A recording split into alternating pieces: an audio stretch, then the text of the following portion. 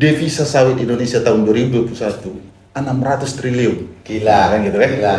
600 triliun setahun, hutang Indonesia 6.200, 10 10 tahun kelar deh. Nah. Di samping upah minimum dikasih beras, ada beberapa perusahaan kasih beras, kasih rumah, dikasih tunjangan listrik, dikasih itu. Fasilitas kesehatan, transportasi, anak sekolah dan seterusnya. Dengan luasan dan cakupan tadi, kalau Indonesia Emas 2045 itu tanpa sawit, itu mungkin ya mohon maaf tidak akan tercapai gitu. Selamat datang di podcast Setengah Kamar. Wah, selamat datang. Setengah kamar lagi orang lain ya. Orang lain. Jadi kita cuma kebagian setengah. Iya. Makasih Bang Ya Jon harus sudah- berbagi memang kamar itu, jangan dikuasai semua itu. Benar. Makasih Bang Jon sudah mampir di PSK. Ini sebutannya PSK, tapi bukan PSK yang sana ya. Ya, gitu ya. Iya. Apa itu PSK itu? Podcast setengah kamar, Bang. Oh, itu sih kamar. Emang cerdas itu. Iya. Siapa beliau? Beliau adalah petani. Setuju saya itu. Setuju ya? Iya. Iya, petani. Karena pekerjaan itu kan menanam, merawat, memanen. Jadi saya petani. Petani Nah, ya. Petani ini kecerdasan yang kedua ini. Iya. Petani sekaligus pengusaha di bidang sawit. Beliau ketua bidang ketenagakerjaan GAPKI ya, Bang? Ya, GAPKI itu gabungan pengusaha kelapa sawit, jadi organisasi pengusaha gitu lah. Tapi bidangnya bidang ketenagakerjaan gitu, atau SDM lah kalau mau istilah yang lebih modern gitu. KRD. Tapi concernnya tetap di Ya, sawit. sawit dan perburuhan sawit gitu lah. Sawit dan perburuan sawit. Beliau juga di Apindo katanya. Sebagai apa, Bang? Ya, Apindo itu ini organisasi lain lagi kan. Oh iya, enggak ada. Kalau sawit ini, GAPKI tadi khusus sawit, Apindo itu multi sektor gitu ya. Kalau GAPKI itu saya di nasional, kalau yang Apindo itu di Provinsi Sumsel. Asosiasi Pengusaha Indonesia. Pokoknya pengusaha semua lah judulnya. Oke. Walaupun kita bukan pengusaha yang gede-gede gitu ya, cuman petani lah. Abang orang Jawa. Saya orang Indonesia. Namanya Sumarjono. Benar. Oh iya, bingung kita kan Sumarjono Oke. kok Saragi gitu loh. Itulah kejeniusan orang tua saya itu. Oke. Karena ada satu masa di masa depan globalisasi gitu. Jadi nama itu tidak menunjukkan dia siapa lagi. Jadi sebuah kecerdasan Iya. orang tua zaman dulu. Tahu gitu, bahwa hari ini tuh kebutuhannya kayak gitu ya. gitu ya. Ya, Dari kapan Bang di persawitan ini? dunia saya dunia sawit sejak saya mengenal dunia kerja ya. Bahkan sudah hampir 35 tahun. 35 tahun. 35 Jadi- 5 tahun. Kalau bisa bayangkan bekerja saja sudah 35 tahun. Berarti saya sudah berapa usianya kan gitu. Jadi dihitung saja. Ya, lihat posturnya sih Gen Z. Gen Z. Nah, gitu. Jadi sudah dihitung saja. Iya. Bekerja dan satu-satunya tempat kerja saya di sawit gitu. Dalam bekerja itu ada satu masa saya terjebak dalam sebuah pilihan, dipaksa menjadi ketua organisasi GAPKI di Sumsel dulu gitu kan. Oh, di Sumsel dulu. Nah, ketua cabang istilahnya. Hmm. Itu istilah saya itu tersesat di jalan yang benar gitu. Karena ternyata walaupun itu terjebak atau terpaksa saya terima dulu, itu ternyata membawa perjalanan yang sampai hari ini di luar bayangan saya gitu ya. Iya. Berkembang terus sampai setelah di Sumsel dipercaya di nasional membidangi itu tadi perburuan sawit. Perburuan sawit. Masih tetap di sawit itulah. Dan sampai kini masih ketua bidang perburuhan atau ketenagakerjaan sawit. Gak ada rencana pindah ke entertainment bareng Raffi Ahmad gitu. Kayaknya kalau di entertainment itu harus berambut gondrong. Jadi saya sudah- enggak. Iya dong. Jadi sudah tidak memenuhi kualifikasi. Iya. Ini beliau infonya Infonya gimana? itu? Beliau salah satu 9 cacing. Iya itu. Gimana itu? Gimana? Kan itu dari rilis yang dikeluarin si Greenpeace. Greenpeace, kan? ya. Greenpeace nyebut. Ya, saya nggak tahu Greenpeace ini apa karena terlalu pintar atau kekurangan informasi gitu. Kok saya dianggap sebagai salah satu cacingnya gitu. Cacing dalam arti ya ada disebutkan bahwa saya dianggap berpengaruh lah di dalam industri sawit ini. Ya mungkin teman-teman Greenpeace nanti bisa kita bahas lah itu. Iya.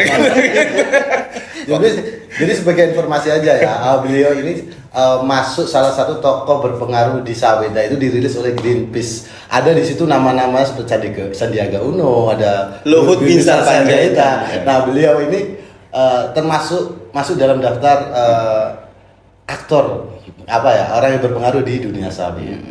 Tapi wajar sih 35 tahun itu bukan yang Sebentar itu panjang.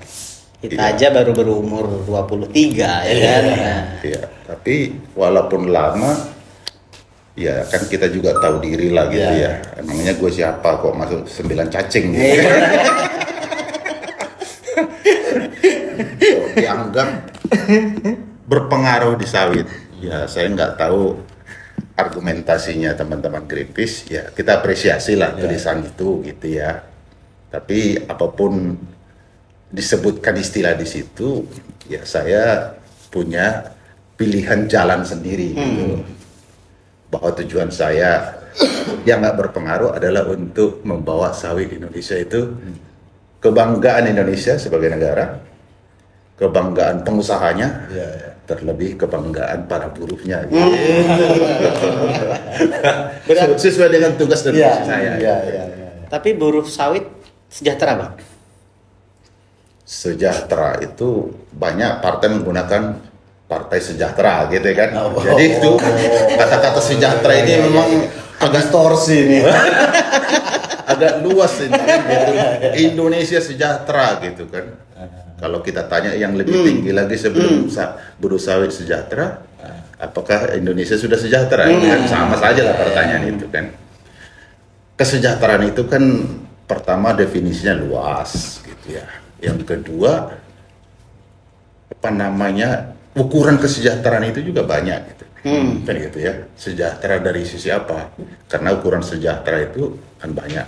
Tapi intinya industri sawit nasional ini salah satu sektor ya kalau tentu yang tidak suka sawit akan protes. Kebanggaan Indonesia itu sangat tidak terbantahkan. Industrinya besar. Iya. 16 juta hektar. 16 juta hektar itu 16 total juta hektar total sawitnya gitu kan. di Indonesia. Iya. Di 160 kabupaten. Kita bayangin. 160 kabupaten itu sepertiga dari 500 kabupaten Indonesia. Berarti sawit ini menopang sepertiga dari wilayah Indonesia. Wow. Dari segi daerah. Dari segi jumlah orang. Pemerintah menggunakan 16 juta hektar dan juga 16 juta lebih kurang pekerjanya. 16 juta pekerja. Mampu menyerap tenaga kerja mencapai berapa? 16 juta. 16 Jadi juta. kalau itu kita buat perbandingannya berarti satu-satu kan. Satu orang ngurusi satu pohon. Hektar gitu. Oh, 1 hektar. Satu orang 1 hektar. Itu Asumsinya secara- kayak gitu ya. Dan itu dari hulu ke hilir ya. Oke. Kalau istilahnya sampai rantai pasoknya lah. Iya, betul. Termasuk yang ngurusin pupuk, yang ngurusin konek, bongkar muat, supir gitu. Oh, Petani, buruh tani gitu ya. artinya total pekerja di bidang sawit Ya. 16 juta. Untuk 16 juta hektar. Karena memang sawit kita ini juga 42% petani gitu kan. Jadi di dalamnya itu begitu besarnya lah sawit ini untuk kehidupan rakyat kita gitu. Jadi kalau setiap pekerja itu punya satu istri kan? Iya, Satu. Only one. Cut. dulu. Baru. 2 anak. Berarti kan coba berarti 16 juta tambah lagi 3 kali 16 40 kira-kira 60 juta. Itu 60 juta. 60 juta orang itu setara dengan negara Korea Selatan itu. Iya ya. Mampu menghidupi. Hanya dengan satu komoditi. Iya. Namanya kelapa sawit. Kelapa sawit. sekarang tidak menggunakan kata kelapa lagi, sawit. Sawit. Kenapa itu, Bang? Maksudnya istilah mana? Istilah sawit itu tidak ada kelapanya sekarang. Ya, saya nggak tahu. Ini memang banyak sejarah ya. Kalau kelapa itu kan sebenarnya ada kelapa itu. Ya, yang kelapa yang itu cuma kelapa tok gitu. Ya. Nah, ini sawit. Ya, jadi akhirnya banyak orang sekarang menggunakan sawit saja. Pemborosan kata Tapi mungkin. apapun istilah nama itu, bahwa sawit ini sudah kita tidak bisa abaikan. Karena kalau ini goyanglah seperti ke wilayah Kabupaten Indonesia gitu kan. Goyanglah 50 juta orang yang terlibat di dalamnya. Dan yang sering kita lupa, sawit ini sebenarnya bukan tanaman asli Indonesia kan. Oh, bukan ya? Jadi kalau istilah saya itu imigran yang berbakti untuk negeri gitu. Karena tanaman aslinya itu dari Afrika. Tahun 1848 gitu ya. Dibawalah oleh kolonial gitu. Jadi satu sisi ada juga warisan baik kolonial itu. Samping lebih banyak yang kurungnya ya. Ini tanaman penjajah berarti ya. Jadi Indonesia dijajah juga sama sawit. Kalau mau gunakan kata penjajah, dibawa oleh penjajah. Dibawa dari Afrika, ditanam di Istana Bogor sekarang. Tujuannya untuk memperkaya tanaman koleksi di Istana Bogor. Oh, ditanam di istana. Istana Bogor awalnya untuk tanaman koleksi. Terus kemudian berdiaspora ke Kalimantan, ke Sumatera. Setelah dibawa ke sana, dilihat, oh ini ada unik ini tanaman ini. Dicoba, diteliti, dikembangkan, dicoba dibawa ke Sumatera ditanam, maka jadilah sawit yang kita kenal. Ya, menjadi komoditas besar hari ini dan menopang ekonomi Indonesia. Oke. Yang luar biasanya itu ekonomi bukan hanya mempekerjakan banyak orang tadi, itu tadi Iya. devisa. Salah satunya penghasil. Berapa itu kan sumbangan yang dari industri sawit ini mampu menopang devisa ke Indonesia? Jadi sebelum ke devisa, kita ini kan dengan sejarah tadi kan bersambung ketekunan anak-anak negeri, diteliti, dikembangkan, menjadilah kita itu raja sawit dunia kalau pakai istilah itu. Oke. Raja sawit dunia menghasilkan sawit kira-kira 55% dari total produksi sawit dunia. Bayangkan itu. Lebih dari 50%. Berarti masih tertinggi ya hari ini ya. Kita King terbesar. berarti Indonesia nih, Kita King terbesar. Indo. Makanya istilahnya raja sawit kan. Nomor 2 Malaysia, baru beberapa negara Afrika. Dan karena besarnya produksi sawit kita itu akhirnya harus diekspor kan. Nah, Oke. pertanyaannya. Iya. Jadi harus diekspor, dan ekspor itu sawit ini kan menjadi kompetitor banyak minyak nabati lain. Betul. Tapi dari segi total ekspor, karena hampir mungkin 60% produksi kita diekspor, dan itu menghasilkan bisa melunasi utang negara Indonesia dalam 10 tahun. Wah, berapa Dalam per tahun berapa ya? Kalau menurut rilis Bank Indonesia itu hutang Indonesia itu 6.200 triliun gitu ya. Oke. Devisa sawit Indonesia tahun 2021 600 triliun. Gila. Kan gitu kan? Gila. 600 triliun setahun, hutang Indonesia 6.200, 10 10 kali. tahun Kelar. dengan kan gitu kan? Seharusnya begitu ya. Itulah kadang-kadang sering dilupakan kontribusi sawit itu terlalu besar untuk kita aniaya, abaikan gitu ya. Itu tanggung jawab kita semua. Tapi realitasnya gini, Bang. Faktanya para aktivis lingkungan atau nggak bicara aktivis lingkungan, konotasi bagi orang awam hari ini industri sawit nasional itu konotasi narasi yang dibangun adalah selalu negatif. Itu menurut Abang gimana, Bang? Itu bermasalah nggak sih bagi industri sawit itu sendiri? Kalau analogi saya itu risiko jadi orang cantik, anak satu-satunya, bapaknya kaya, Iya. sudah tua. Jadi apapun yang dilihat dari setiap gerak-geriknya gitu kan, karena sudah terlalu ideal, mempesona. Sawit juga begitu, dengan kebesaran sawit, dengan segala macam kelebihannya. Jadi sawit itu seluruh mata melihat gitu. Ini apa salahnya? Ini jalannya mereng nggak? Iya. Ini kira-kira ini ada rumputnya nggak yang nggak benar ya? Kira-kira begitu. Karena sawit itu kan kompetitornya minyak-minyak yang ada di Eropa. Betul. Iya, iya, iya. Soalnya sawit ini hanya hidup di daerah tropis. Betul. Sawit nggak bisa hidup di negara barat. Di Eropa. Dubai nggak bisa hidup ya? Nggak bisa hidup. Ya mungkin sebatang bisa. Tapi ada temennya sawit, kurma. Kurma. Itu masih satu family. Ya, Satu family ya. satu farm, tapi peruntukannya beda. Iya, iya, iya. Dan teknologinya sawit ini sudah sangat advance, bahkan bisa bukan saja untuk dimakan, tapi untuk menjadi energi.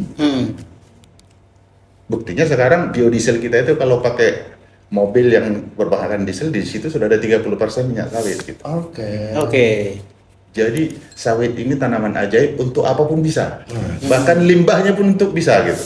Bisa jadi bahan bakar. Limbahnya, Limbahnya. sampahnya. Sampahnya gitu.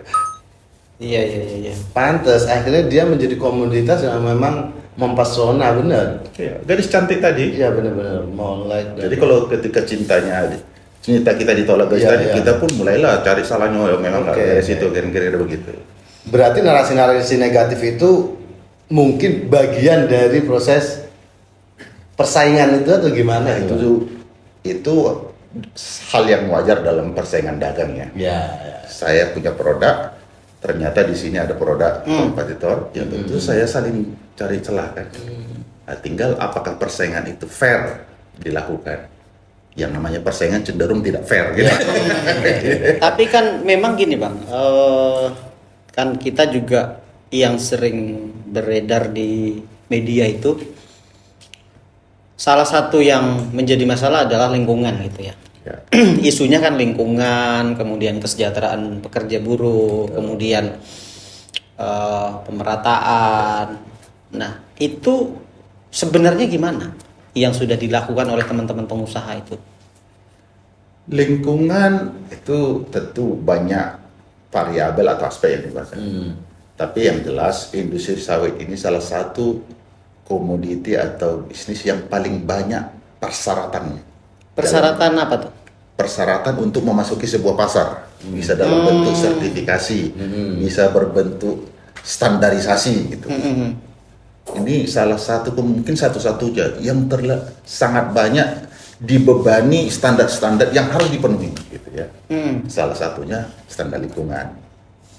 Makanya kalau ada namanya RSPO, ada ISPO, ada namanya ESG, Environment, Social and Governance. Ya. Jadi industri sawit dengan situasi yang persaingan yang saya katakan tadi, mau tidak mau harus ada di atas dari semua komoditi lain supaya dia bisa jadi juara gitu.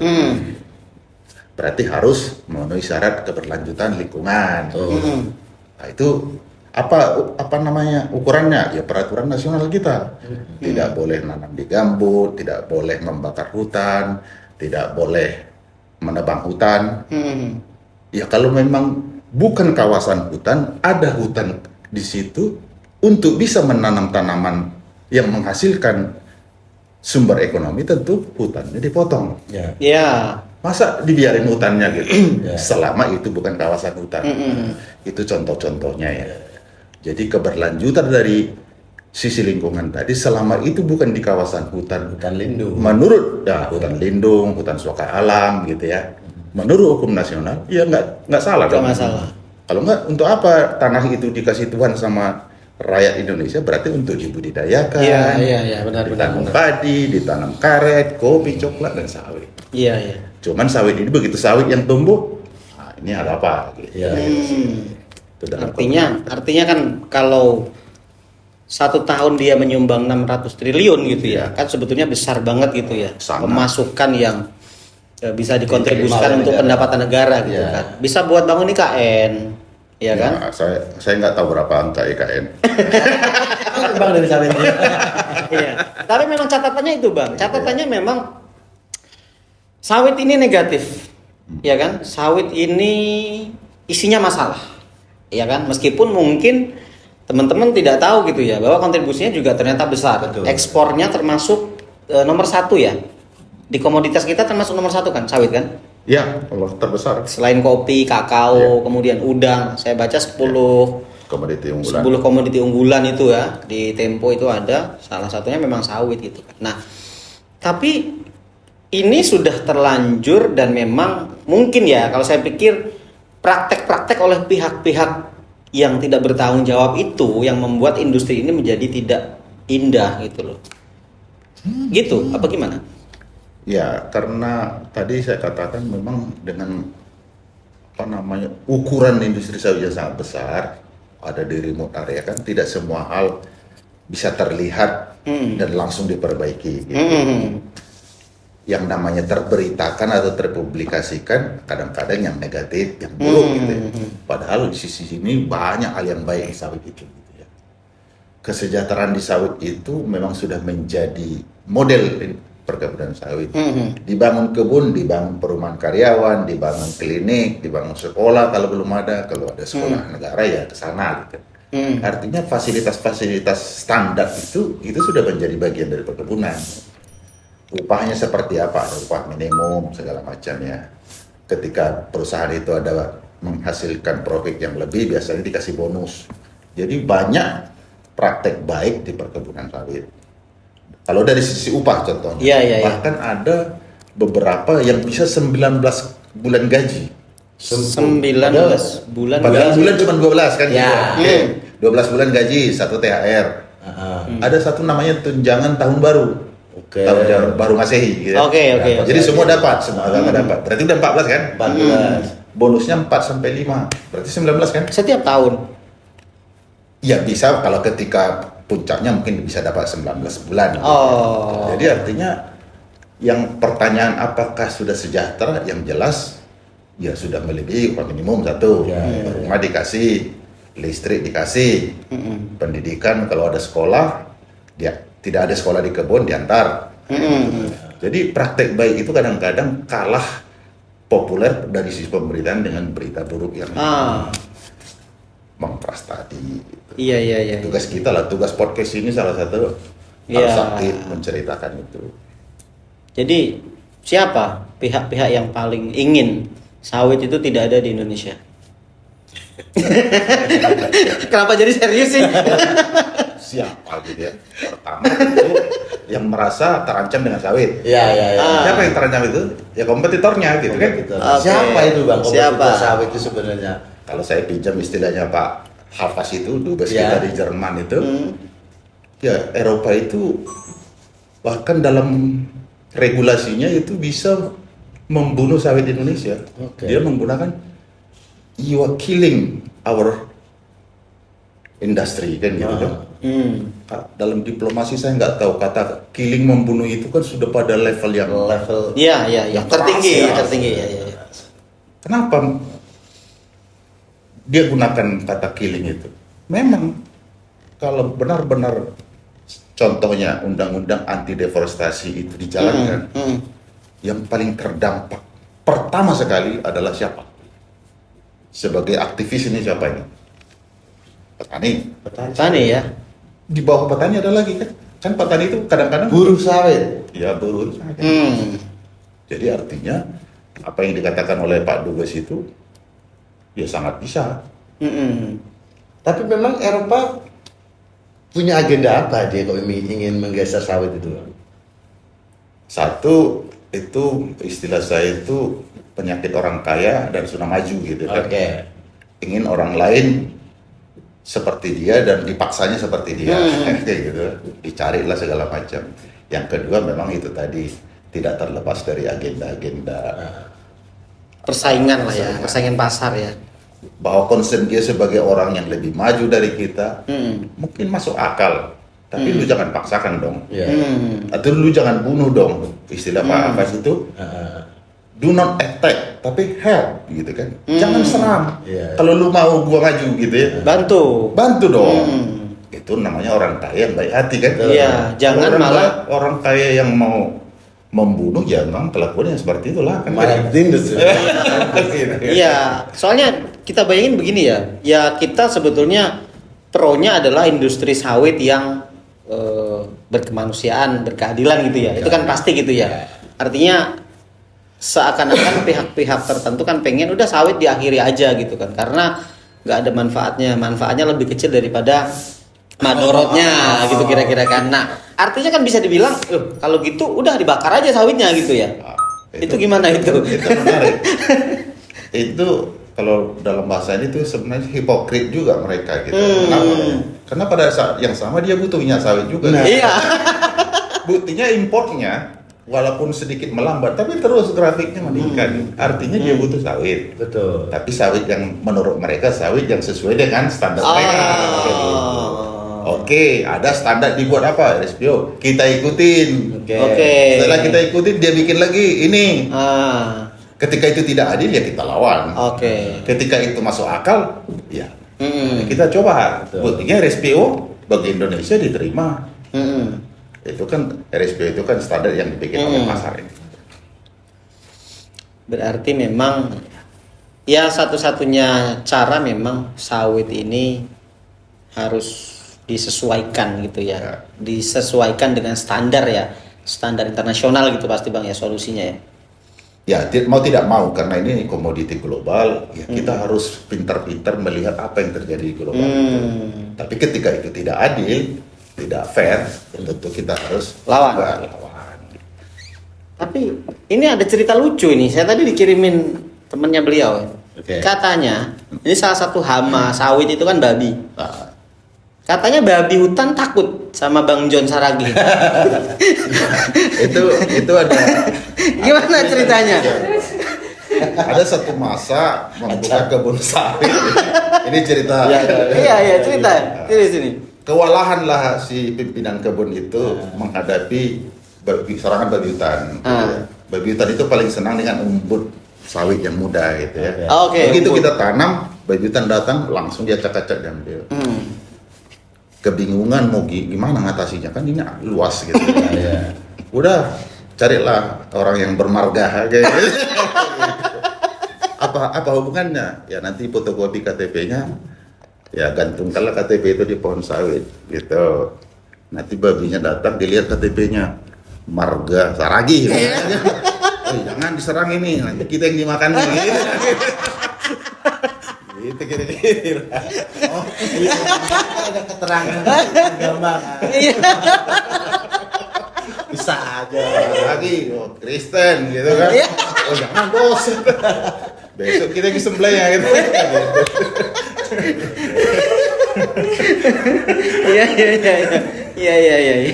Karena memang ternyata saya berpikir begini Bang, saya juga orang perkebunan kan dulu kan, tapi saya perkebunannya kopi. Ya kan. sekarang pun nggak apa-apa. Gue cuma malu. Dulu karena pernah hidup di tengah kebun, sekolah di kebun juga ya? Iya. Dulu di Terus sekarang teman-temannya orang isinya kebun binatang. Iya. Jadi memang ngomongin sawit itu, saya berharap sebetulnya teman-teman muda itu bisa terdistribusi di berbagai sektor Bang sebenarnya. Kan ini menjadi masalah anak-anak muda kan. Industri perkebunan, kemudian industri tekstil, industri-industri kreatif kan sebetulnya anak-anak yang sekarang Gen Z, milenial itu kan punya tanggung jawab untuk memajukan itu, bener gak? Nah tapi karena framingnya atau mungkin juga faktanya gitu ya, membuat mereka membuat pilihan lain gitu loh. Nah kan akhirnya kan resource kita jadi tidak tersalurkan dengan benar gitu kan. Nah itu gimana caranya biar anak-anak itu setidaknya menganggap bahwa sawit adalah industri yang dimiliki Indonesia, sangat potensial, dan mereka mau mengembangkan itu. Ya, tantangan sawit ini kan pertama di remote area. Kalau kita kaitkan dengan Genjit, di sana tidak ada koneksi internet gitu ya. Tidak ada kafe untuk ngopi yang pakai gula aren. Ada. Kecuali mau dibikin gitu ya. Ya. Artinya tidak mudah untuk mendapatkannya. Jadi dua dunia dengan kebutuhan yang tidak saling komplementer ya memang menjadi tantangan. Tapi seiring dengan perkembangan zaman kan perkebunan juga sekarang sudah mulai ada koneksi internet. Tapi suka atau tidak suka lapangan pekerjaan itu ada di sana ya. Perdesaan yang menjadi motor pertumbuhan baru katanya untuk Indonesia emas itu ya ada di desa. Nah, pertanyaannya kepada anak muda, mana ini anak muda? Ya, you take it or you miss it, kan gitu kan? Kenapa? Masa depan itu juga ada di desa. Pemerintah menggelontorkan dana desa, pembangunan dari perdesaan, perhatian pemerintah dari desa, sawit ada di desa. Dan sawit ini terus melakukan berbagai upaya untuk menarik pekerja muda. Ada kondisi kerja yang bagus, masa depan, modernisasi dan seterusnya. Artinya itu ada masa depan di sana. Ya, mereka takut banyak cerita-cerita memang di wilayah-wilayah industri kita, perkebunan, pertanian itu memang tidak bisa mencukupi kebutuhan. Iya kan? Kayak misalnya bertani gitu ya, nanam padi. Itu hitung-hitungan bagi teman-teman muda sekarang itu gak cukup. Ya kan? Kemudian mungkin berkebun, nanam kopi, nanam sawit, nanam yang lain-lain. Itu gak cukup. Nah, kan sebetulnya PR-nya adalah bagaimana industri ini berkembang dan sesuai dengan kebutuhan, kan gitu kan? Iya nggak? Gimana kira-kira?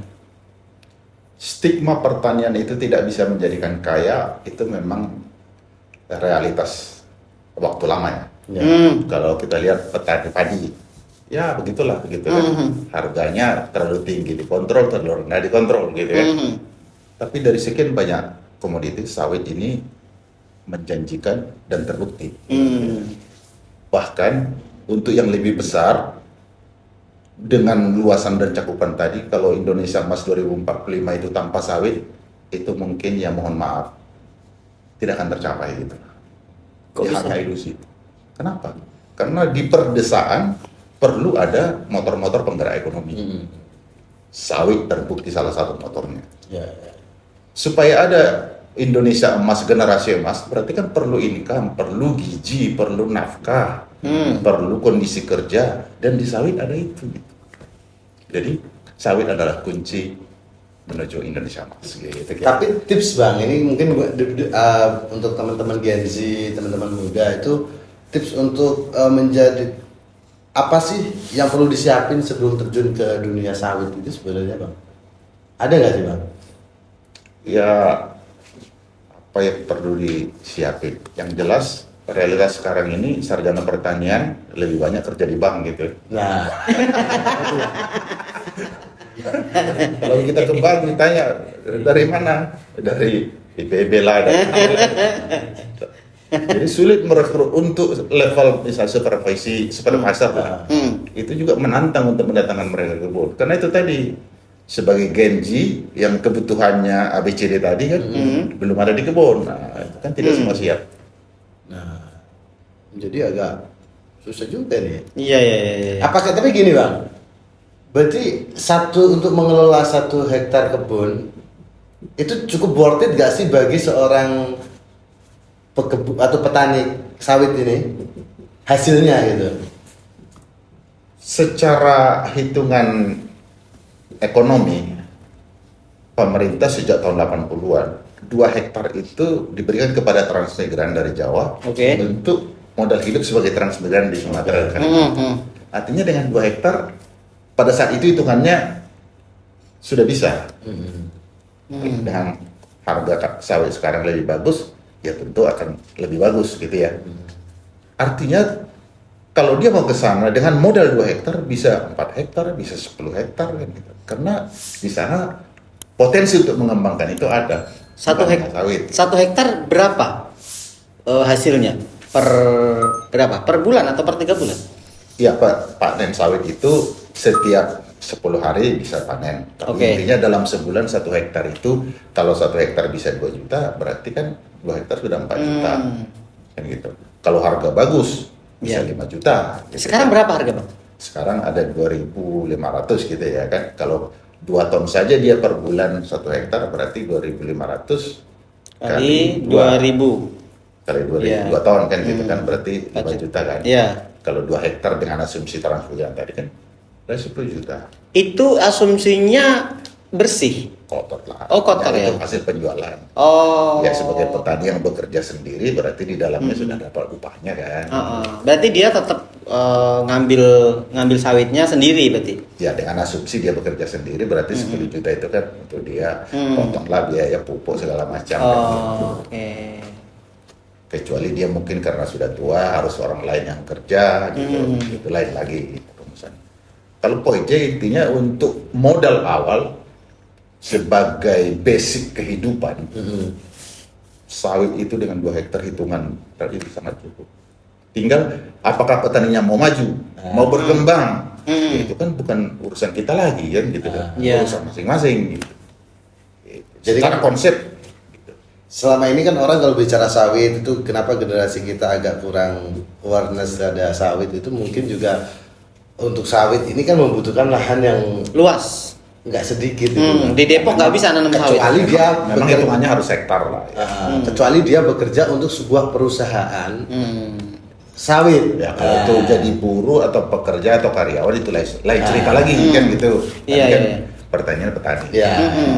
Kalau untuk menjadi buruh, nah itu tadi sudah tersejahterakan belum lewat hasil dari menjadi buruh sawitan gitu. Dan bagaimana hak-hak mereka para buruh sawit sekarang ada berapa? 16 juta. 16 juta tadi. 16 juta.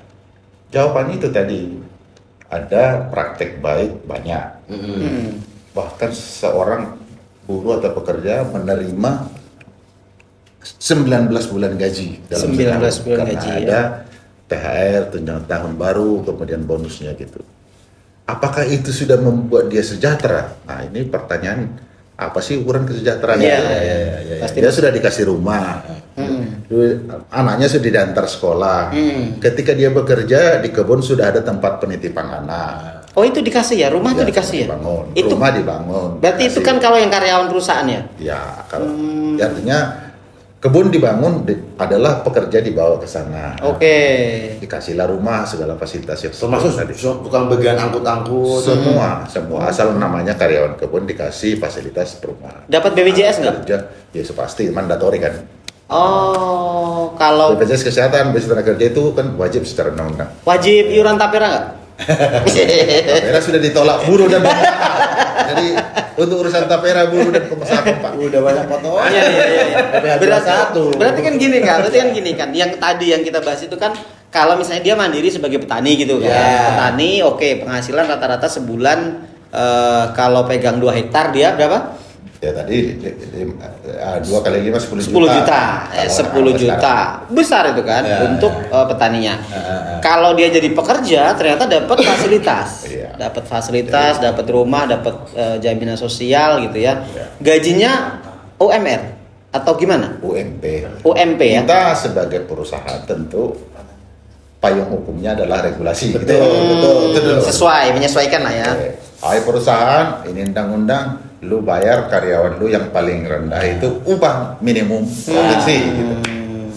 Yang namanya perusahaan secara normatif itu sudah nggak boleh diskusi lagi.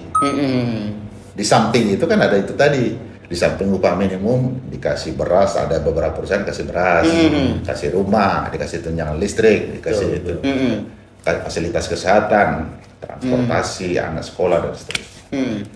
Kalau prepare sebelum mereka kerja di perkebunan tuh ada nggak sih selama ini bang? Yang dipersiapkan ini resource SDM ini dipersiapkan untuk kerja di perkebunan itu selama ini gimana sih? Perkebunan sawit itu saya pinjam istilah Kadisnakerja itu adalah sektor usaha yang paling sosial. Oke, kenapa itu? Kenapa paling Kenapa sosial? tuh? Karena bisa mempekerjakan orang yang tidak bersekolah sekalipun alias buta huruf. Oke, Bang. Apakah ada sektor lain yang bisa seperti itu? Mungkin ada, tapi secara masif itu sawit. Jadi sangat valid itu statement Kadisnaker itu. Buruh sawit di perkebunan itu secara tidak memerlukan syarat yang aneh-aneh lah. Yang penting mau bekerja, punya fisik yang sehat, bisa kerja di kebun. Jadi nggak kayak nggak worth it. ya itu masing-masing ya kan. Nah, makanya orang pendidikannya juga begitu Iya, kan. iya. Gitu ya. Nah, makanya kan Kompas ada pernah nge-highlight kan soal praktik perbudakan sawit dan Iya. itu. Nah itu kan seolah-olah kan mengerikan sekali itu. Iya, itu gimana tuh Bang? Baru ingat aku. Halo Kompas ya. Memang ada sih judul itu. Tersangkanya Bang ini kayaknya. Jadi ya kita hormatilah Kompas yang sangat kritis ya. Tapi bahwa perbudakan di sawit menurut saya berlebihan gitu ya. Sawit itu seperti saya ceritakan tadi gitu ya. Menerima pekerja yang segala macam kualitas pendidikan. Jadi saya nggak tahu apa yang disebut perbudakan, tapi intinya kita secara perusahaan lah ini ya, kan membayar sesuai dengan apa, melakukan jalankan bisnis itu sesuai dengan undang-undang. Undang-undang ketenagakerjaan, upah minimum, dikasih BPJS, dikasih alat kerja, perlindungan pekerja, K3 dan seterusnya. Oh iya K3 ya. Jadi ya mungkin kalau ada kasus-kasus yang ditemukan ya tentu bukanlah generalisasi. Nah itu jadi kalau misalkan ada temuan-temuan mereka digaji di bawah UMP atau di luar UMP, itu mungkin hanya praktik-praktik. Ya mungkin ada background ceritanya. Kalau secara normatif tidak boleh. Kalau dia bekerja full, kecuali dia cuma bekerja 10 hari, ya tentu proporsional. Gitu. Tapi negara gimana Bang? Maksudnya negara kan pasti mengawasi pengusaha kan? Diawasi dalam praktek itu. Idealnya begitu. Tapi enggak. Tapi di remote area, jauh akses berhari-hari berjam-jam, pengawas juga terbatas. Ya kita memang harapkan pengawasan yang lebih intensif supaya isu-isu atau apa namanya kasus-kasus yang tadi itu tidak terjadi. Ya kan namanya di tengah hutan sana kadang-kadang ya lupa, abai, tidak tahu, kurang pengetahuan macam-macam itu kan. Kita memang butuh pengawasan dan penegakan hukum supaya industri ini jangan hanya karena ada kasus di sini digeneralisir. Iya, kasihan sih, sayang. Gara-gara satu oknum. Karena nila sebelanga rusak susu setitik gitu kan. Iya. Jadi saya bayangin di awal memang mengerikan ya dunia persawitan. Ternyata setelah ngobrol sama Bang John tuh terurai pelan-pelan. Saya membayangkan begini Bang, ramah dari juga terhadap pekerja. Iya, saya membayangkan. Tapi tahu ya gimana iklim perburuhan di dunia sawit ini belum kesepil-sepil juga tadi itu. Maksudnya gimana? Enggak, maksudnya kan ini kan banyak buruh nih. Bagaimana kalau mereka tanpa ada gerakan buruh dalam mungkin kan, itu mereka kalau personal kan suara kurang begitu keras ketika menyampaikan aspirasi. Tapi kalau mereka berserikat atau berkomunitas dalam satu buruh, nah aku nggak tahu apakah di sawit juga ada asosiasi begitu, kumpulan gitu.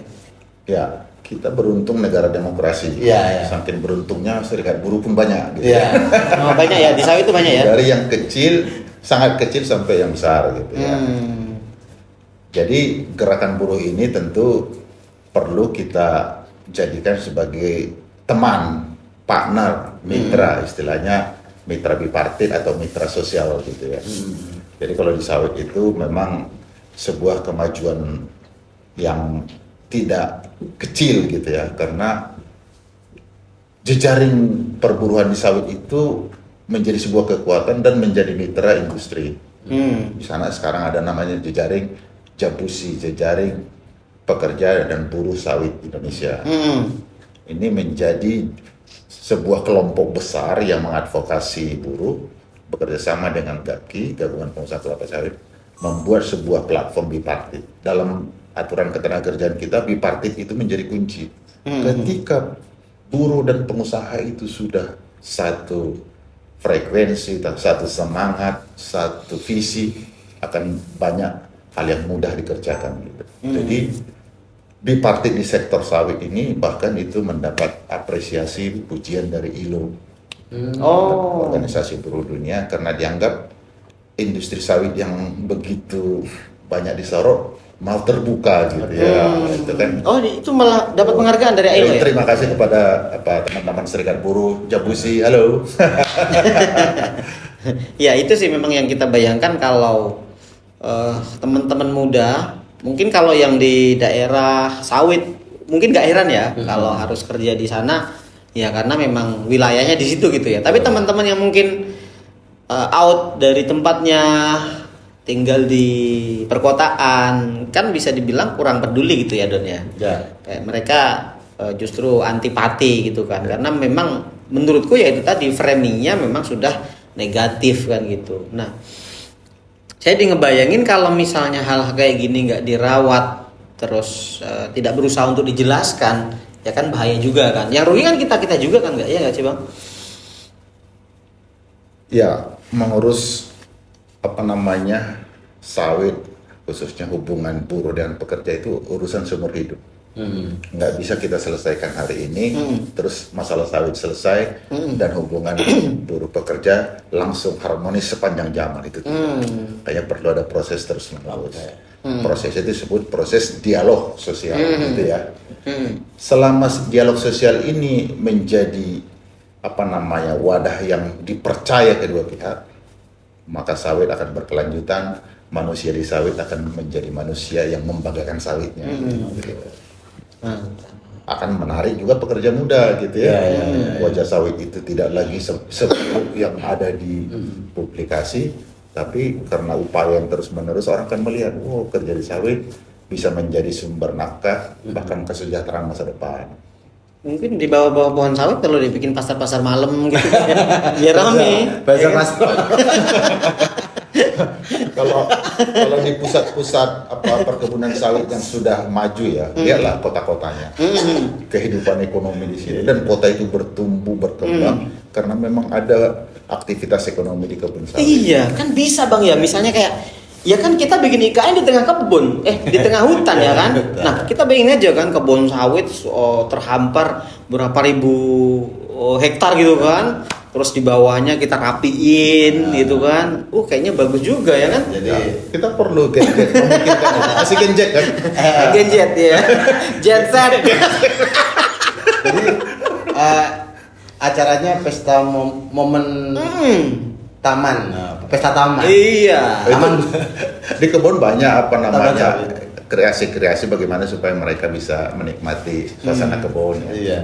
Atau Kalau bawahnya zaman dulu ada pasar malam, betul ya. kalau bawahnya di aspal gitu bisa nggak sih kebun sawit tuh?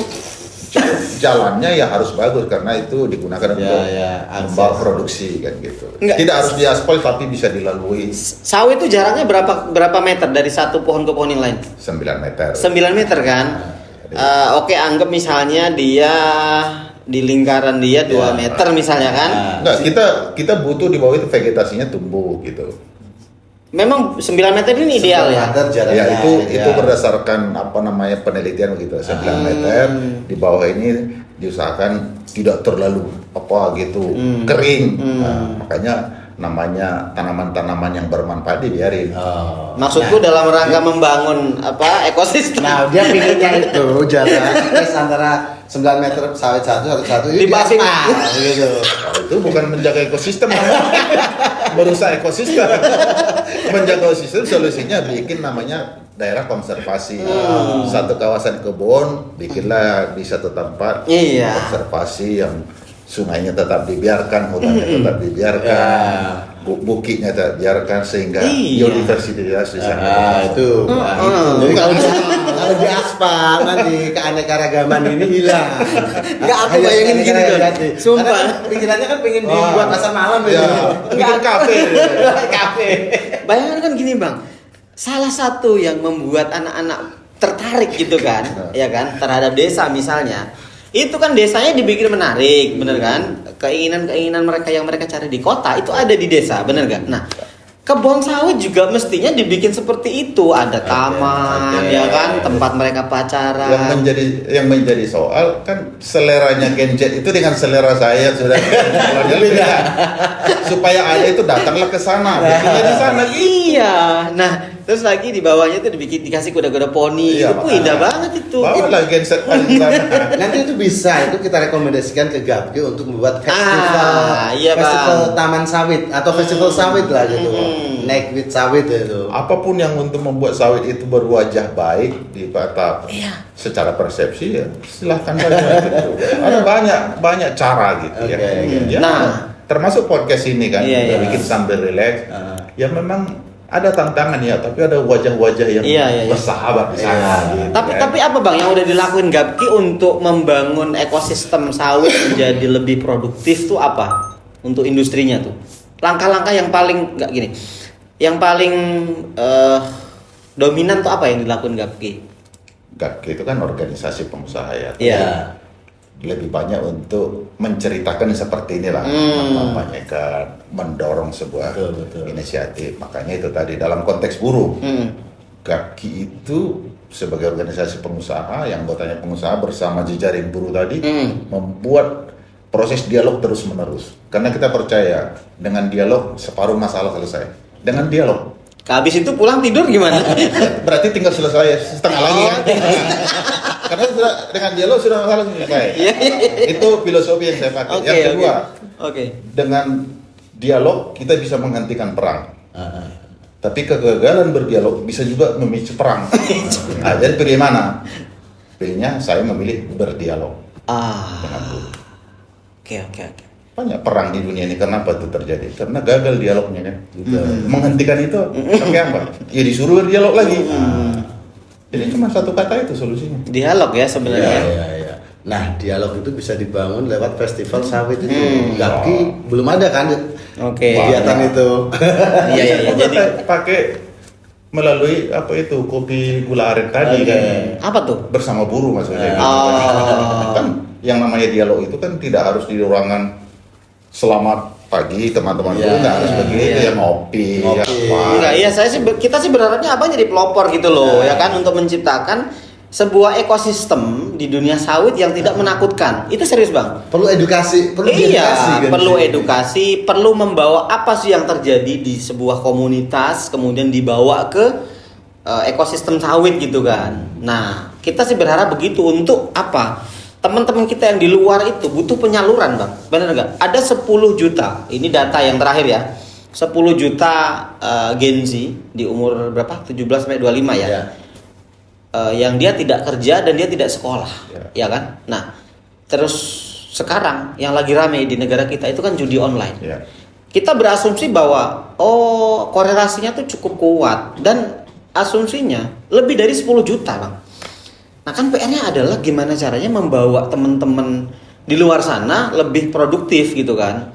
Nah ini ada satu lagi bang, kecenderungan Gen Z itu tidak suka ditekan. Kemudian tapi menekan. Kalau itu beda itu. Lebih tepatnya tuh begini, dia misalnya kerja di satu tempat, kemudian di tempat itu dia nggak nyaman, dia cabut. Iya kan? Padahal nyari kerja itu susah. Nah, kadang kita berpikir untuk mendistribusikan mereka tuh gimana caranya. Nah, itu tadi kalau misalnya dibikin sebuah ekosistem yang bagus, dipelopori untuk membuat industri yang berkeadilan, berkemanusiaan, aku yakin teman-teman tuh bisa. Ya, kalau disebut tadi pelopor, saya sudah melakukan satu langkah untuk membuat jalan yang harusnya dijalani gitu dalam sebuah hubungan industrial, yaitu buruh pengusaha berjalan bersama gitu. Satu langkah kecil saya sudah lakukan di dalam bidang yang, tapi kan itu tidak cukup dan tidak cukup sendiri. Butuh Mas Pras, butuh Mas butuh kita semua, butuh teman yang menonton podcast ini. Iya. Karena tantangan kita katanya itu 2045 itu kan tinggal beberapa tahun ke depan.